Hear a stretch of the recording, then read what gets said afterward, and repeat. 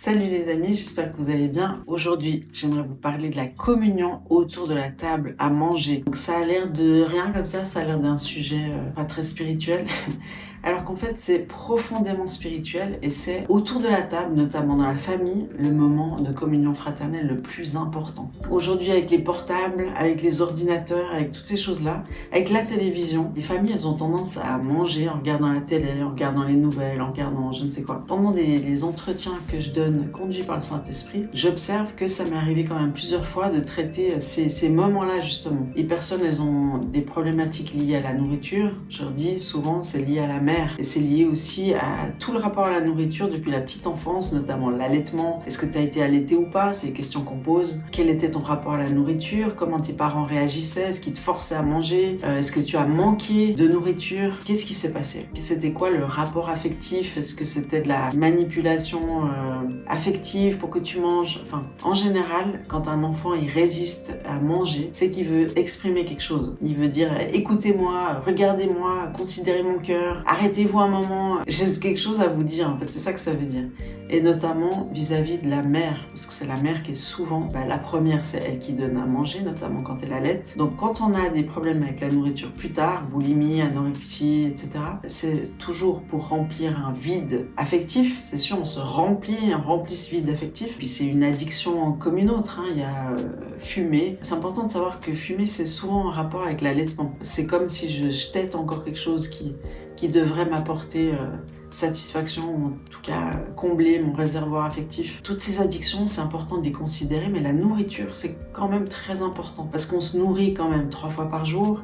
On se réunit autour de la table. Et puis les Français sont très bons pour ça. Les Américains, ils ont déjà... Enfin, les Américains, je fais un peu de comparaison rapide, mais je veux dire, c'est vrai qu'aux États-Unis, ils n'ont pas cette tradition autour de la table où les familles se réunissent. On se croise même pas, on mange même pas ensemble. Enfin, cette tradition qui est vraiment ordonnée par Dieu, voulue par Dieu, de se réunir autour de la table, de manger ensemble. Et puis non seulement c'est un temps où on nourrit notre corps, mais où on a la communion fraternelle. Et pour la famille, c'est très important.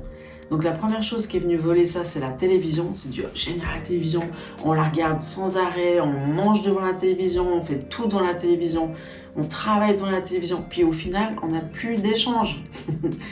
Et c'est dramatique pour les couples et c'est dramatique pour les familles. Poser les portables, éteindre la télévision et de dire la table, c'est un moment sacré.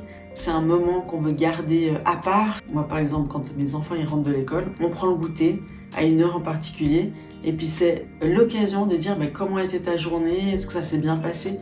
Puis, c'est là qu'il y a des échanges de cœur.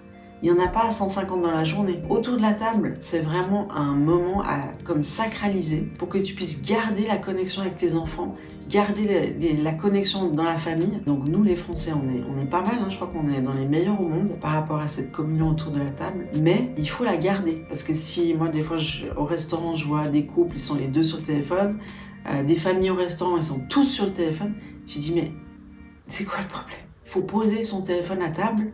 Et puis il faut échanger, il faut communier, il faut partager son cœur.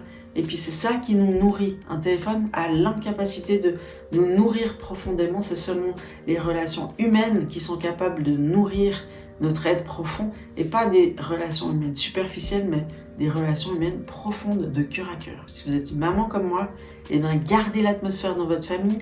Gardez ce temps à table où on peut échanger, on peut parler. Habituez vos enfants à respecter le tour de parole des uns et des autres et puis à pas crier, pas faire n'importe quoi à table. À l'époque, c'était personne n'a le droit de parler autour de la table. Non, nous on n'est pas pour ça, mais par contre, c'est important d'apprendre à se respecter les uns les autres et puis pas de crier, de faire n'importe quoi autour de la table. Et si vous êtes tous en train de manger devant la télé, ou vous qui m'écoutez, je sais pas, puis vous dites mais comment revenir en arrière? Prenez votre courage à deux mains. Vous parlez avec votre mari ou avec vos enfants, puis vous dites on va reprendre des choses à zéro et on va déclarer que le repas autour de la table, c'est un moment clé, stratégique. D'ailleurs, si vous avez regardé les émissions de Super Nanny, elle-même le dit. Pour retrouver une harmonie dans la famille, les moments à table sont très importants. Toute la famille autour de la table, on parle, on échange, chacun débarrasse, chacun met la table. Et puis on est tous au service dans une famille. N'hésitez pas à vous abonner à ma chaîne pour avoir toutes les vidéos sur tous les sujets que vous voulez. Et puis à me partager les sujets que vous aimeriez que je puisse traiter. Alors à tout bientôt. Bye bye.